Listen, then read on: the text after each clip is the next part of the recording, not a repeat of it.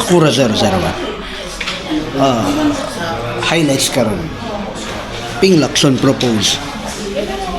Parents Welfare Act 2025. It means kung imong ginikanan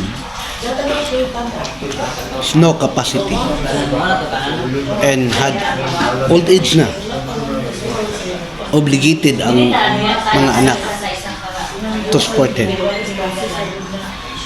As Pilipino ba, kita dili question because we are family band, di ba? Ang Pinoy kinaprioriteto tong pamilya, di ba? And dili sa word na utang, di ba? Atong privilege na when they grow old, kay kita man before we are young, it means ato na pong torno. Oo. Basic lang na bay. Sa unang panahon, sila man, karon na di pa eskwela ka, katong wala ka, sila na support. Then time na po. Oo.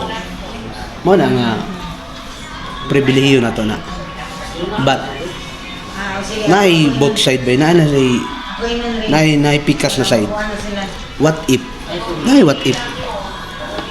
Good lang kung maayo mo ginikanan sa mo. Kung emotionally damaged ka. Di lang emotion ba?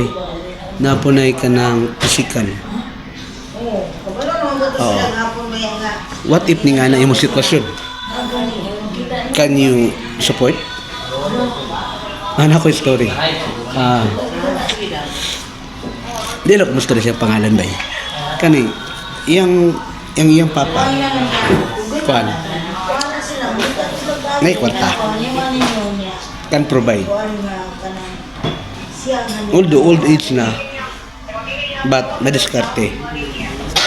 Pero ang problema lang, when they got money, nay kwarta, wala silang balay.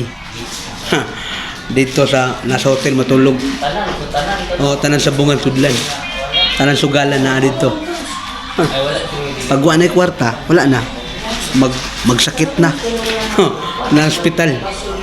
Mga yung nagtambal. Tanan problema sa kinabuhi na ana. Pero patungwa pa, pero dagang kwarta, wala di makitaan. Ano mga senaryo ba? Ay, although kato akong amigo na nasungot na ba? Di ba?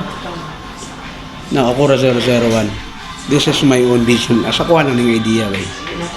I respect sa ato ang kanang mga stand about sa ginikanan. Then comment below sa patumadugang. Bye-bye.